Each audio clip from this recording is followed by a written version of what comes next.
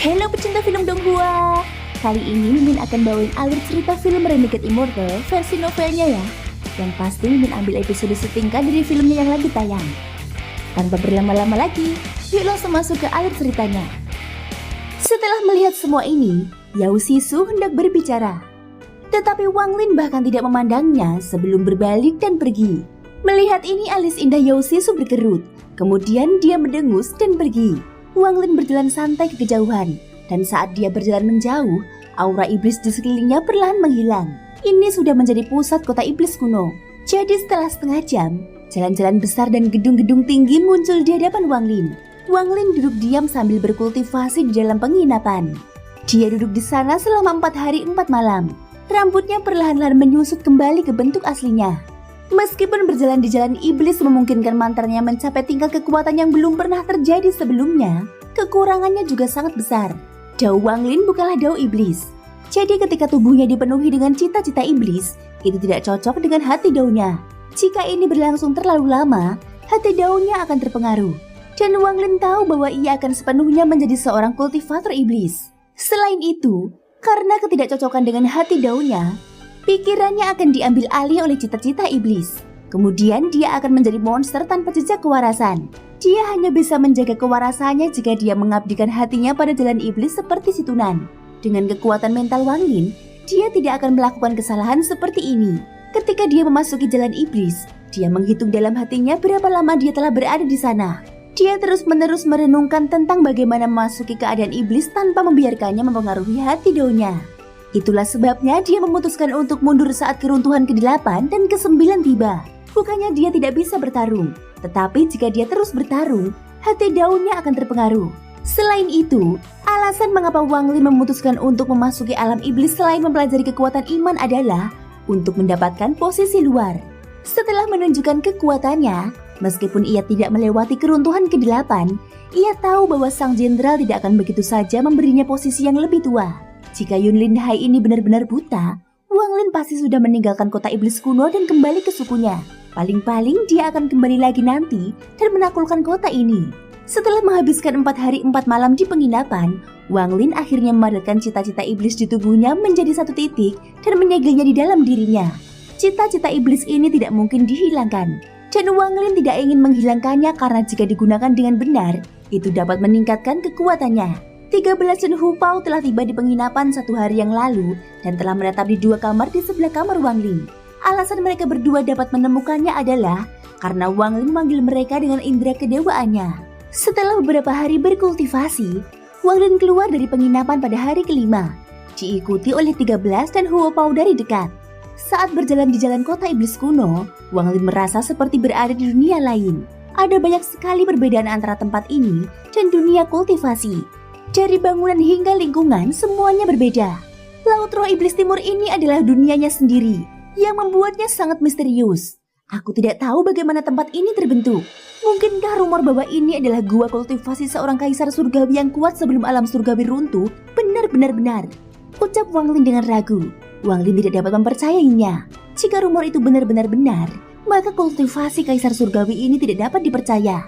Mampu membuat gua kultivasinya sendiri seukuran seluruh dunia terlalu mengerikan untuk dibayangkan. Meskipun ini hanya rumor tidak muncul tanpa alasan. Jika ini benar-benar gua kultivasi seorang kaisar surgawi, maka ini adalah wilayah yang dia ciptakan sendiri. Jadi, dari mana semua penduduk asli ini berasal? Wang Lin terus bergumam dengan dirinya sendiri. Dia berjalan melalui kota dan dia mulai merenung. Mungkinkah? Hati Wang Lin bergetar dan dia punya ide yang sangat gila. Di desanya, beberapa penduduk desa akan membuat area dengan lumpur dan menggunakannya untuk beternak. Wang Lin menatap dunia di depannya, lalu mendongak menatap langit. Tiba-tiba dia punya ilusi bahwa dia berada di dalam salah satu kandang lumpur dan warga di sekitarnya adalah ternak. Wang Lin menggelengkan kepalanya dan tersenyum pahit. Ia berkata pada dirinya sendiri bahwa ia terlalu banyak berpikir, tetapi ide itu tetap ada di kepalanya dan tidak hilang. 13 dan Hu Pao mengikuti di belakang Wang Lin dan ekspresi mereka selalu dingin. Dan tatapannya selalu tertuju kepada sekeliling Wang Lin. Jika ada orang yang mencurigainya, dia akan segera bertindak. Adapun Hu Pao, dia tidak banyak berpikir. Pandangannya selalu tertuju pada berbagai bangunan dan kios. Sesekali matanya berbinar, yang berarti dia baru saja melihat sesuatu yang menarik baginya. Wang Lin sama sekali tidak tertarik dengan kota iblis kuno. Setelah berjalan selama 2 jam, ia tiba di sebuah restoran yang penuh dengan orang. Setelah menjadi seorang kultivator, Wang Lin secara bertahap kehilangan minat pada makanan manusia. Saat ini ia hanya perlu berkultivasi untuk memenuhi kebutuhan tubuhnya. Makanan saja tidak cukup untuk menarik perhatian Wang Lin. Tetapi ada toples anggur raksasa di luar restoran. Toples anggur ini lebarnya 30 kaki dan tingginya 20 kaki. Ada tangga di sekitar toples tempat staf akan memanjat untuk mengambil anggur. Melihat toples anggur, Wang Lin berhenti dan melihat nama restoran ini.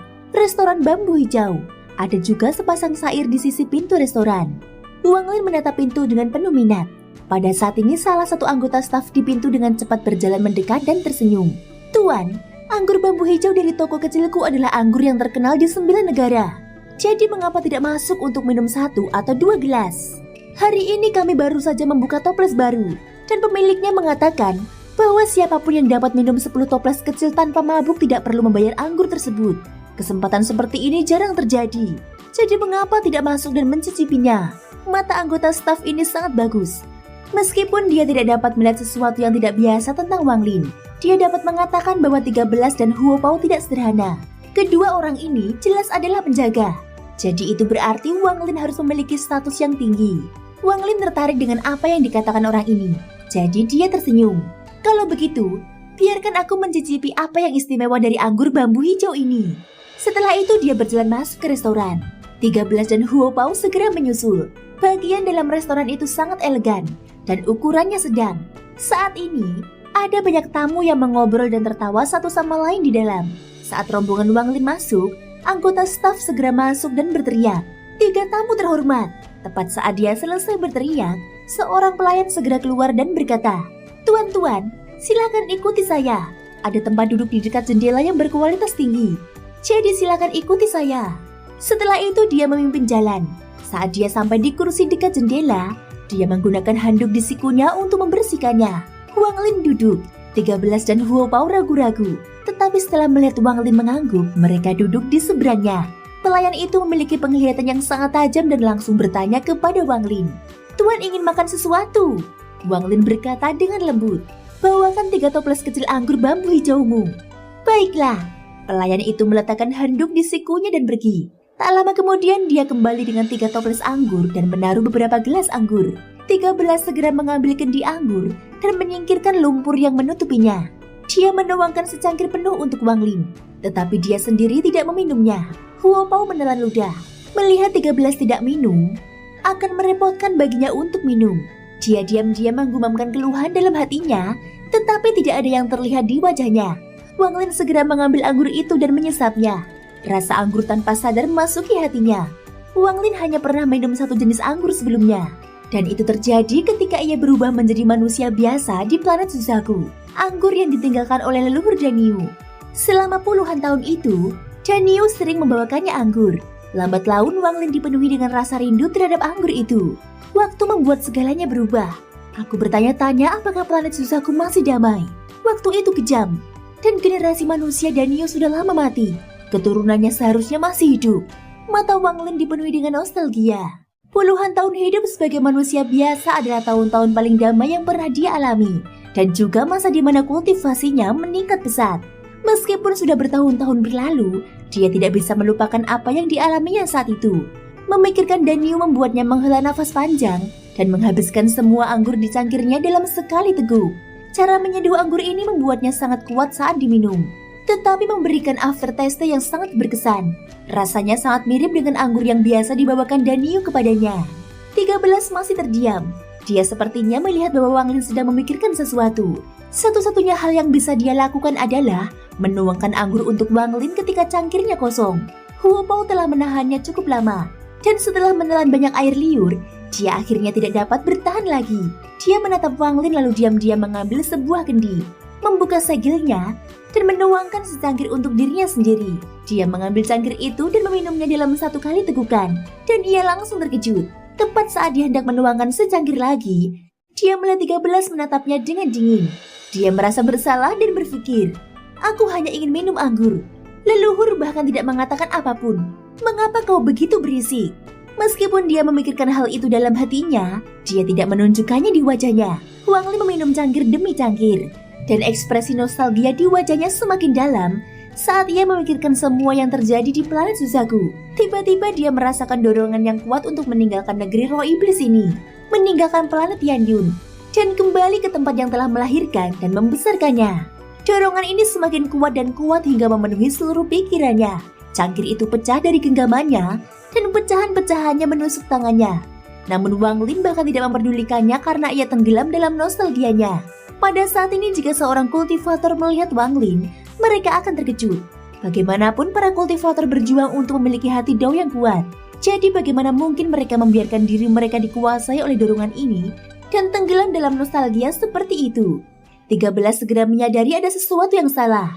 Dia tiba-tiba menoleh ke arah Wang Lin, menunjukkan wajah yang dipenuhi kekhawatiran. Huo Pao juga menyadari ada yang tidak beres. Kekhawatiran di wajahnya tidak lebih lemah dari 13. Tepat pada saat ini suara gemeretak baju besi terdengar dari luar restoran diikuti oleh suara berisik yang keras. Tak lama kemudian 7 atau 8 prajurit iblis yang mengenakan baju besi hitam memasuki restoran. Ekspresi mereka sangat arogan. Begitu salah satu pelayan datang, mereka mendorong pelayan itu ke samping dan berkata, "Bawa anggur dan hidangan terbaikmu sekarang." Pelayan itu terdorong ke tanah. Setelah berdiri dia tersenyum dan mengangguk sebelum bergegas pergi. Banyak pelanggan di dalam restoran yang segera membayar dan pergi. Mereka tidak berani tinggal. Ketujuh atau 8 orang berbaju besi itu menarik beberapa meja. Mereka duduk dan mulai berbicara dengan keras. Di antara orang-orang itu, ada satu orang yang duduk di posisi pemimpin. Dia berusia sekitar 30 tahun. Wajahnya muram dan dia memancarkan aura yang menindas. Setelah anggur dan hidangan tiba, dia mengambil kendi itu, memecahkan segel lumpur, dan meminum seluruh kendi itu sekaligus. Kemudian dia melemparkan kendi itu ke samping, dan sengaja atau tidak sengaja, kendi itu pecah di sebelah meja Wang Lin. Tatapan mata 13 berubah serius saat dia berbalik untuk melihatnya. Kemudian dia menarik nafas dalam-dalam, dan perlahan menoleh ke belakang. Dia tetap diam. Huo Pao juga mengerutkan kening. Tetapi dia tahu bahwa ada sesuatu yang salah dengan leluhur. Bukan ide yang baik untuk menimbulkan masalah saat ini. Jadi dia menahan amarahnya. Salah satu pria kekar berbaju besi hitam berkata dengan keras, "Panglima tertinggi, jangan khawatir. Saat orang itu tiba lusa, kita akan mengumpulkan semua pasukan dan menunjukkan kepadanya siapa komandan sebenarnya." Pria berwajah muram itu menyeka anggur dari mulutnya dan berkata dengan suara serius, "Apakah kamu sudah mengetahui latar belakang orang itu?" Prajurit berbaju hitam lainnya berkata dengan lembut, "Dia orang asing. Ku dengar dia diuji oleh jenderal, tetapi tidak memenuhi persyaratan dan diberi posisi komandan sebagai pengecualian." Orang dengan ekspresi muram itu mengambil sebotol anggur lagi dan meneguknya dalam-dalam. "Panglima tertinggi, hal pertama yang akan kulakukan saat dia tiba adalah menantangnya dan melihat seberapa kuat dia. Menurut aturan militer, jika kekuatannya tidak cukup, bahkan jika panglima tertinggi yang menunjuknya, dia tidak akan bisa memimpin pasukan." Benar sekali. Kenapa Jenderal Agung mengangkat orang baru ini sebagai komandan, sementara menurunkan jabatan komandan menjadi wakil komandan? Tidak ada alasan untuk ini. Dan tidak seorang pun bisa berdiam diri dan membiarkan hal seperti ini terjadi. Cukup. Orang berwajah muram itu menelan ludah lagi dan berkata, "Aku ingin melihat keterampilan macam apa yang dimiliki orang ini. Orang asing. Ada orang asing yang kuat dan lemah. Bukannya aku belum pernah membunuh beberapa orang asing. Jika orang ini kuat, kita akan menggunakan formasi pembantaian abadi."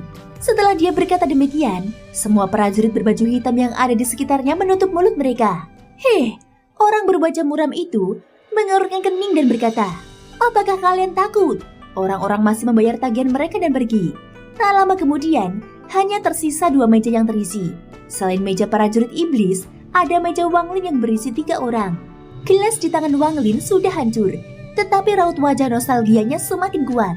Energi spiritual surgawi mulai perlahan menyebar dari tubuhnya, dan cita-cita iblis yang ditekan di dalam dirinya perlahan menjadi lebih kuat dan menyebar.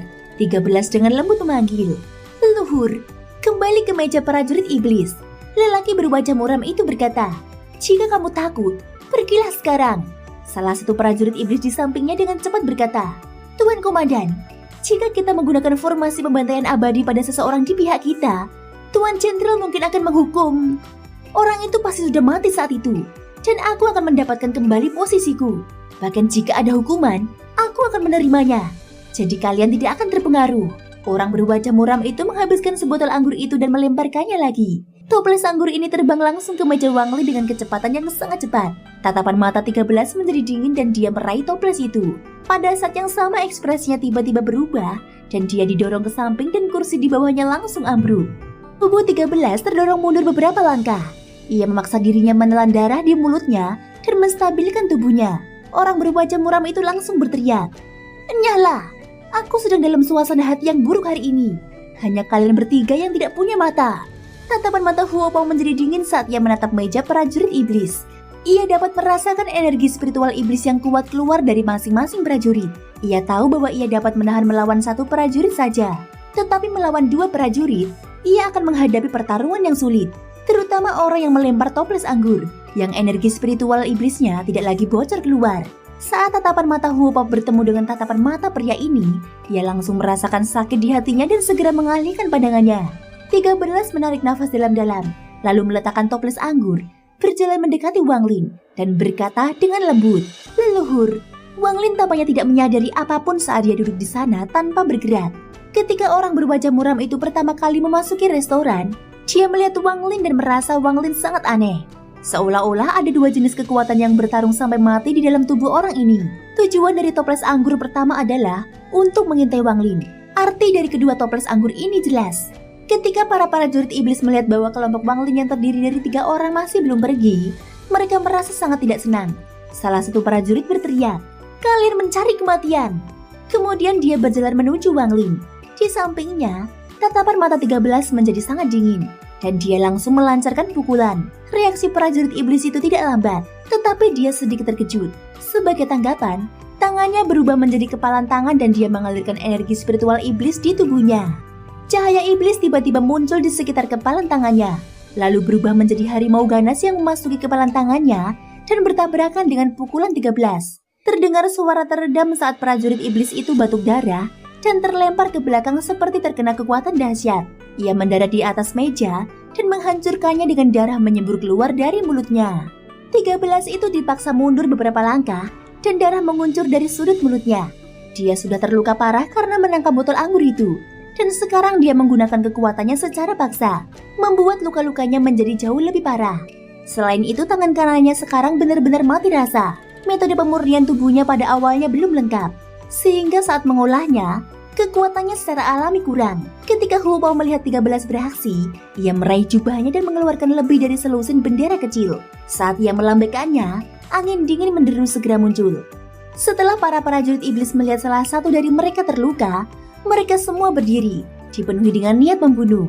Orang-orang ini telah berada di medan perang untuk waktu yang lama, dan begitu mereka melepaskan niat membunuh mereka, kekuatan mereka akan meningkat beberapa kali lipat. Hanya orang yang murung itu yang masih duduk di sana tanpa bergerak. Pandangannya masih tertuju pada Wang Lin. "Kalian orang-orang biadab berani membuat masalah di kota iblis kuno." Para prajurit iblis mencibir lalu menyerbu seperti harimau ganas. 6 prajurit iblis itu menyerang sekaligus, membuat Huo Pao batuk darah. Dia segera melepaskan pecahan jiwa di dalam bendera jiwa dan memenuhi restoran. Tubuh 13 bercampur dengan pecahan jiwa dan mulai pertempuran. Salah satu prajurit iblis dengan cepat berteriak, "Mantra iblis, saudaraku, cepat, gunakan energi spiritual iblis untuk menerobos." 6 prajurit iblis itu sangat terampil, jadi mereka masing-masing menyebarkan energi spiritual iblis mereka. Dalam sekejap, 6 untai energi spiritual iblis yang sangat kuat menyerbu keluar seperti naga yang mengamuk. Ke-6 untai ini masing-masing memiliki setidaknya 30 tingkatan energi spiritual iblis. Bergerak melalui restoran, ke-6 untai itu memaksa pecahan-pecahan jiwa itu kembali. Wajah 13 sangat pucat, dan Huo Pao diam-diam mengutuk. Mereka saling memandang dan keduanya melihat tekad di mata masing-masing. Sekalipun mereka meninggal, mereka harus menjamin keselamatan leluhur. Pada saat ini Huo Pao tiba-tiba merasa bahwa 13 tidak begitu menyebalkan. Ekspresi orang berwajah muram itu tiba-tiba berubah saat dia berteriak, "Tarik energi spiritual iblismu, cepat!" Pada saat dia berteriak, 6 untai energi spiritual iblis menjadi tidak terkendali. Di bawah tatapan bingung dari 6 prajurit iblis, 6 untai energi spiritual iblis menyerbu ke arah Wang Lin dan memasuki alisnya. Pada saat ini, tatapan nostalgia di mata Wang Lin menghilang, lalu dia menghela nafas panjang dan matanya kembali jernih. Sungguh cita-cita iblis yang kuat. Mata Wang Lin menunjukkan sedikit keterkejutan. Thank you guys sudah mendengarkan ceritaku di episode kali ini sampai akhir. Ikutin terus kelanjutan episode berikutnya. Semoga hari kalian menyenangkan. Sampai jumpa dan bye-bye.